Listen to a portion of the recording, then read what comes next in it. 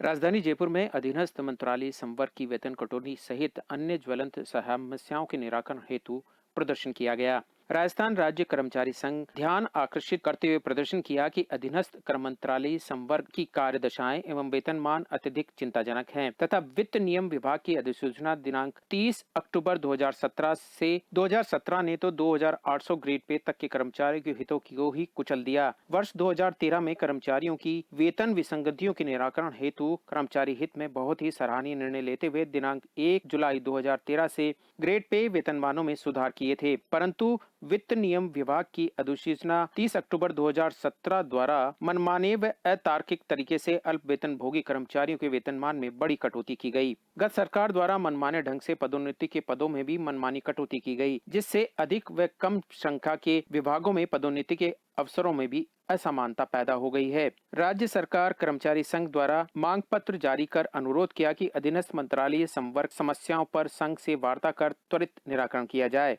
राजस्थान सरकार के वेतन कटौती के जो आदेश अभी हुआ है, कल जो वेतन कटौती के आदेश सरकार ने किए हैं, उसके खिलाफ हमने आज वेतन कटौती के आदेशों की होली जलाई है। पूरे राजस्थान भर में राजस्थान राज्य कर्मचारी संघ के बैनर तले सारे जिले कार्यालय में, सारे जिलाधीश कार्यालयों में और यहाँ प्रांतीय कार्यालय में हमने होली जलाई है। हम सरकार से मांग करते हैं कि बार बार कर्मचारियों का वेतन काट के आप अपना खजाना कब तक भरते रहेंगे।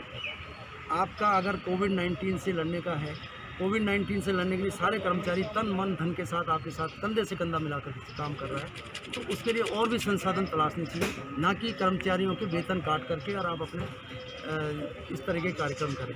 तो सरकार से हमारा निवेदन है कि बार बार वेतन कटौती करके कर्मचारियों पर बोझ ना डालें। कर्मचारियों पर पहले ही काफ़ी बोझ है। 30/10/17 का जो हमारा सरकार का एक आदेश है वित्त विभाग की तरफ से, वो सरकार ने आज तक वो वापस नहीं लिया, जिसकी वजह से हमारा 5 से 10 हज़ार एक कर्मचारी पर बोझ पड़ रहा है। एक कर्मचारी का नुकसान 5 से 10 हज़ार रुपये का हो रहा है।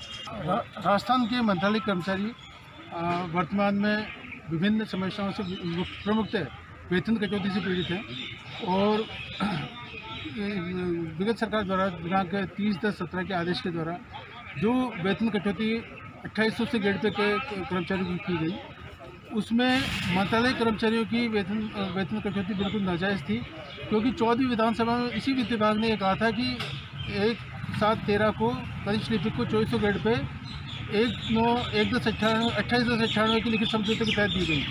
उसके तहत 2400 ग्रेड पे पर 9,840 वेतन मिलता है। लेकिन इस सरकार ने एक तरफ जहाँ विधानसभा में ये माना कि वरिष्ठ लिपिक को 2400 ग्रेड पे 28/10/98 की लिखित समझौते के तहत मिली है, लेकिन उसका वेतन काट दिया गया और 9,840 के स्थान पर 8,080 वेतन दिया गया। सवाईमाधोपुर जिले के गंगापुर सिटी एसडीएम अनिल चौधरी ने गंगापुर सिटी शहर का दौरा कर सफाई व्यवस्था सहित शहर में चल रहे अनेक विकास कार्यों का जायजा लिया और संबंधित अधिकारियों को आवश्यक दिशा निर्देश दिए। इस दौरान एसडीएम ने सामान्य चिकित्सालय का भी निरीक्षण कर सफाई व्यवस्था सहित अस्पताल की अन्य व्यवस्थाओं का जायजा लिया और पीएमओ को अस्पताल में सफाई व्यवस्था में सुधार करने के निर्देश दिए। शहर के दौरे के दौरान जगह जगह लगे गंदगी के ढेर को देखकर एसडीएम ने नगर परिषद के अधिकारियों को फटकार लगाई और शहर की सफाई व्यवस्था दुरुस्त करने के निर्देश दिए। ये 7 दिन पहले मैंने इस मौका निरीक्षण किया था और कंपनी को और नोडल एजेंसी नगर परिषद को निर्देशित किया था कि ये मंडे से ये काम चालू यहाँ ख़त्म हो जाए और ये यहाँ से आवागमन जो है उसके बाद में स्टार्ट जल्दी प्रारंभ कर दिया जाए। तो ये कार्य लगभग 80% कार्य पूरा हो गया है और वैसे रोड का काम तो 100% ही हो गया है। सिर्फ ये है कि अब इसको 7 दिन के लिए इस रूट को बंद रखना पड़ेगा, क्योंकि वो इसको बंद रखे और इसकी जो तराई है वो आवश्यक है। सवाईमाधोपुर में अखिल राजस्थान राज्य कर्मचारी संयुक्त महासंघ जिला शाखा ने प्रतिमाह 1 दिन के वेतन कटौती के विरोध में कलेक्ट्रेट पर प्रदर्शन किया। इसके बाद सरकार के वेतन कटौती के आदेशों की होली जलाई तथा मुख्यमंत्री, मुख्य सचिव, अतिरिक्त मुख्य सचिव के नाम कलेक्टर को अपनी मांगों का ज्ञापन सौंपा। संगठन के जिला मंत्री पंचम भाटी ने बताया कि कर्मचारी विरोधी नीतियों एवं प्रतिमाह कर्मचारियों के वेतन से 1 दिन के वेतन की कटौती करने के विरोध में जिलाध्यक्ष लड्डूलाल लोधा के नेतृत्व में कलेक्ट्रेट पर प्रदर्शन किया तथा राज्य सरकार के प्रतिमाह 1 दिन के वेतन कटौती के विरोध में आदेशों की होली जलाई। इसके बाद अपनी मांगों का ज्ञापन मुख्यमंत्री, मुख्य सचिव एवं अतिरिक्त मुख्य सचिव के नाम कलेक्टर को सौंपा। कोटा जिले की 2 कांस्टेबल शबाना और आसमीन ने सब इंस्पेक्टर परीक्षा में सेलेक्ट होकर पुलिस महकमे का नाम रोशन किया। दोनों महिला कोटा ग्रामीण पुलिस में कांस्टेबल के पद पर तैनात हैं। दोनों महिला कांस्टेबल अपनी इस सफलता का श्रेय अपने ईश्वर, परिवारजन और पुलिस के अधिकारियों को देती हैं। शबाना को पुलिस में बतौर कांस्टेबल नौकरी करते हुए 17 साल हो चुके हैं। वहीं आशमीन को 12 साल का लंबा इंतजार बीत चुका है। दोनों महिला कांस्टेबल अपनी इस सफलता से काफी खुश हैं और आगे भी निरंतर पुलिस और परिवार का नाम आगे बढ़ाने की बात कर रही हैं।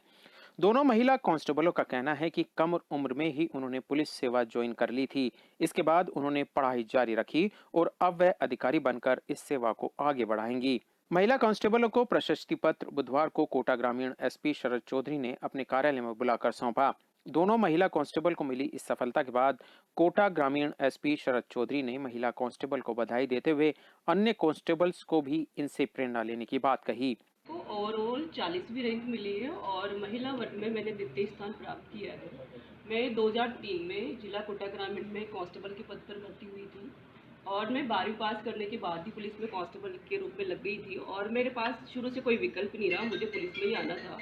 और क्योंकि उसके लिए निर्धारित योग्यता तो 10वीं पास थी, लेकिन मेरी निर्धारित जो आयु थी वो 18 वर्ष 12वीं पास करने के बाद ही पूर्ण हुई। तो मैं प्रथम प्रयास में ही कांस्टेबल लगी और उसके बाद मेरा राजस्थान पुलिस जो था, मेरा सौभाग्य था कि मेरा सपना मुझे मिल गया था जब मैंने पुलिस कांस्टेबल के रूप में पुलिस सेवा ज्वाइन कर ली थी। उसके बाद मेरा एजुकेशन क्वालिफिकेशन में मैं आगे बढ़ी। उसके बाद मैंने ग्रेजुएशन किया। पोस्ट ग्रेजुएशन मैंने उर्दू साहित्य से किया। उर्दू साहित्य से मैं पोस्ट ग्रेजुएशन करने के बाद एक्चुअली मैं अपने आप को स्किल्ड करना चाहती थी और परफेक्शन हासिल करना चाहती थी किसी भी काम में। और मुझे लगता था कि जो पुलिसिंग है उसमें आईटी का बहुत बड़ा रोल है और हमारी पुलिस में बहुत ज़्यादा तकनीकी दक्षता की कमी है। मैंने स्वेच्छा से थानों में पोस्टिंग ली। मुझे काम करने का बहुत जुनून शुरू से ही था कि मैं अगर पुलिस में आई हूँ तो मैं पुलिस को कुछ दूँ, क्योंकि मेरा सौभाग्य रहा कि मैं पुलिस सेवा से जुड़ी, पुलिस विभाग में आई। जारी रखते हुए नौकरी के साथ साथ रात्रि के टाइम में जो आराम का टाइम मिलता था उसमें ग्रेजुएशन कंप्लीट किया और उसके बाद भी मैं इसी क्षेत्र में आगे बढ़ना चाहती थी। इसलिए मैंने जो निरीक्षक भर्ती परीक्षा है प्रथम प्रयास में वो 134वीं रैंक राजस्थान स्तर पर और महिला वर्ग में 8वीं रैंक के साथ प्राप्त। सर, ये मोटिवेशन मुझे मेरे उच्च अधिकारियों से मिला। इन्होंने मुझे शुरू से ही मोटिवेट किया। हमारे जो एसपी साहब है, एडिशनल एसपी साहब है, इन्होंने मुझे परमिशन दी ग्रेजुएशन करने की। उसके बाद मैंने उप निरीक्षक भर्ती परीक्षा की परमिशन ली। इन्होंने बहुत मुझे सहयोग किया और मेरे फादर जो पुलिस में ही है, हेड कांस्टेबल से रिटायर्ड है, तो मैं एक पुलिस फैमिली का शुरू से ही हिस्सा हूँ। तो जब मैं अधिकारी को देखती थी तो बचपन से एक छवि आकर्षण पैदा होता था वर्दी के लिए। मैं सोचती थी कि मैं भी बड़ी होकर अधिकारी बनूँ और जनता की सेवा करूँ। कांस्टेबल, हेड कांस्टेबल ड्यूटी के अतिरिक्त कुछ बहुत अच्छा करते हैं अपने स्तर पर ही, लेकिन वो इतना प्रचारित प्रसारित नहीं हो पाता और जनता के सामने नहीं आ पाता। तो उसको कैसे लाया जाए वो निश्चित रूप से बगैर आपके सहयोग के संभव नहीं है, क्योंकि आप जब तक उसको अपने मीडिया में, अखबार में उचित स्थान नहीं देंगे तब तक वो सामने आएगा नहीं उन्होंने जो कुछ बेहतर किया। तो ये कुछ मैंने प्रशंसा पत्र प्रिंट कराए हैं दोनों लोगों के लिए, मेरे कर्मचारियों के लिए भी, जो कि हमारे यहाँ एक रिवार्ड देने की परंपरा है, हम कैश रिवार्ड देते हैं, लेकिन उसको ड्राइंग रूम में लगाने के लिए, दिखाने के लिए कोई प्रशंसा पत्र नहीं होता। तो ये मैं दूंगा उसको जो बेहतर काम करेगा।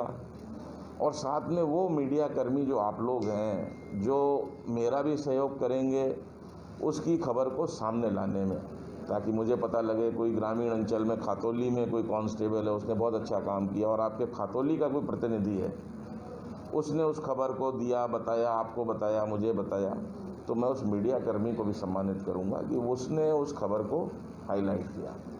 तो आज के दो उद्देश्य हैं और पर्पस दोनों का एक ही है कि समाज में, पूरे कोटा ज़िले में एक पॉजिटिव मैसेज जाए कि ये लोग जो बिल्कुल नौकरी के निम्नतम स्तर पे, हमारे यहाँ कांस्टेबल से नीचे का स्तर नहीं होता, उस पर काम कर रहे हैं, लेकिन फिर भी जितनी उनकी क्षमता है उससे ज़्यादा काम कर रहे हैं, बेहतर काम कर रहे हैं, समाज के लिए काम कर रहे हैं। तो ऐसे लोगों को सम्मानित किया जाए, उनका प्रोत्साहन दिया जाए, ताकि अन्य लोग भी उससे मोटिवेट हों और कुछ बेहतर काम करें। रामगंज मंडी में एएसआई इंडस्ट्रीज लिमिटेड के कुंभकोट श्रमिक बस्ती के निवासियों ने बिजली पानी की समस्या को लेकर एसडीएम व तहसीलदार को ज्ञापन दिया। ज्ञापन में कॉलोनी निवासियों ने बताया कि उनकी बस्ती की बिजली एएसआई कंपनी ने पिछले 20 दिनों से काट रखी है, जिससे सभी कॉलोनी वासी बहुत परेशान हैं। इसके लिए कॉलोनी की महिलाओं ने सोमवार को एएसआई कंपनी गेट पर प्रदर्शन भी किया था, जहां इनके कंपनी अधिकारियों द्वारा आश्वासन दिया गया था कि बिजली शाम को चालू कर दी जाएगी, लेकिन शाम को कंपनी सुरक्षा अधिकारियों ने बिजली चालू करने से मना कर दिया, जिससे बस्ती में आक्रोश फैल गया। बस्ती की सभी महिलाओं ने इसके लिए रामगंज मंडी एसडीएम को ज्ञापन दिया और कॉलोनी में बिजली समस्याओं को दूर करवाने के लिए कहा। सभी महिलाएं कुमकोट से 6 किलोमीटर पैदल चलकर एसडीएम कार्यालय पहुंची। वहीं कंपनी उप महाप्रबंधक आर.एस. शर्मा का कहना है कि कॉलोनी में कंपनी के श्रमिक रहते हैं और कॉलोनी वालों को बिजली बिल बाकी है। ज्ञापन देने वालों में राजस्थान माइन वर्कर यूनियन के पदाधिकारी रमेश चंद्र यादव, सदस्य कालू सिंह, बबलू व कई महिला पुरुष श्रमिक मौजूद रहे। लॉकडाउन में भी पैसे 3 दिन लाइट दिया, हमें लॉकडाउन में जिसने भी काट दिया और हमारा मीटर लगा दिया, हमारे पैसे का मीटर लगाया, फिर भी हमारी लाइटें काट। हमारे समूह की मीटिंग भी नहीं हो रही हमारी। सब मेन सब खड़े, सब रात में समूह की मीटिंग हमारे 3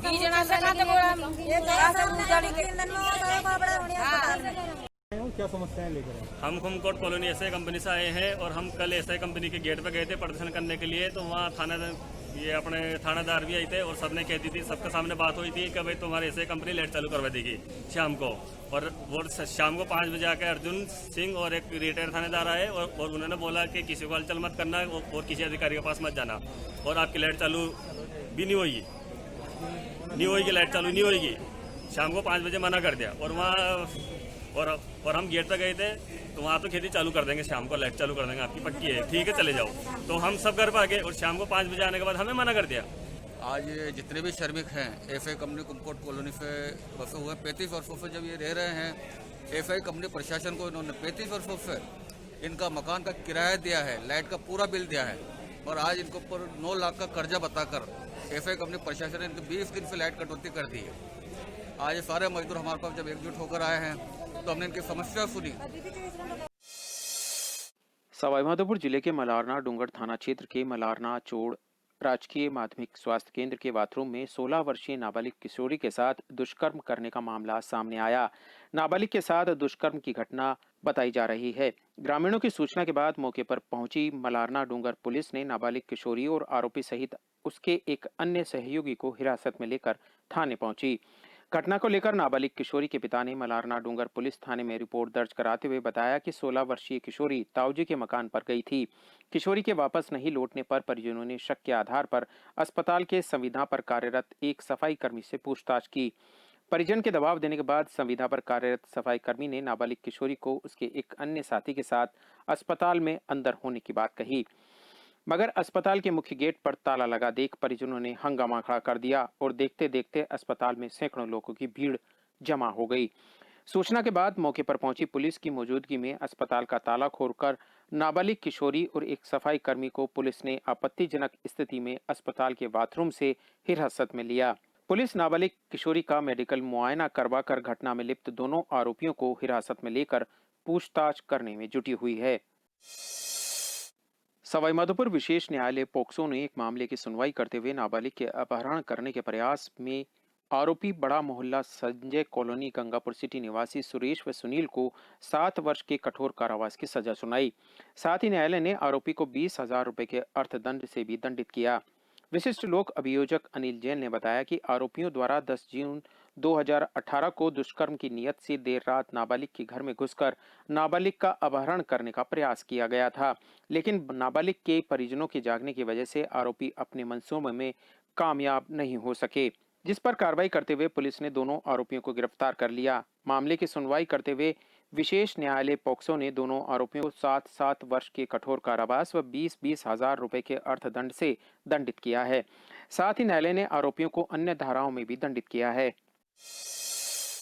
रामगंज मंडी में ढाबादेह के गांव तेलिया खेड़ी में एक खान मजदूर ने फांसी लगाकर अपनी जीवन लीला समाप्त कर ली। मामले की जानकारी के अनुसार बताया जा रहा है कि मृतक फूलचंद शराब का आदी था। पिछले 2 दिन से लगातार शराब पी रहा था। उसने शराब के नशे में ही फांसी लगाई। रात के समय जब उसका लड़का नींद में उठा तो उसने अपने बाप को फांसी पर लटका हुआ पाया। घबराकर उसने पड़ोसियों को बुलाया। पड़ोसी ने मां को सूचित कर मां को अपने पति के बहनोई की मृत्यु में बैठने गई हुई थी। जानकारी मिलते ही तुरंत घर पहुंची। मृतक के शव को फंदे से उतार कर सामुदायिक स्वास्थ्य केंद्र स्टेशन की मोर्चरी में रखवाया गया है। मामला तेलेखेड़ी का है और इसका नाम फूलचंद सनोगीरा लाल जाती हो, उम्र 40 साल। और ये दोनों में अभी यहाँ तेलेखेड़ी में घर का मकान बना के रहते थे और 2 दिन से लगातार ये शराब पी रहा था। तो अचानक इसके कोई दुर्घटना हो गई थी, इसका जीजा एक्सपायर हो गया था ढाबे के अंदर।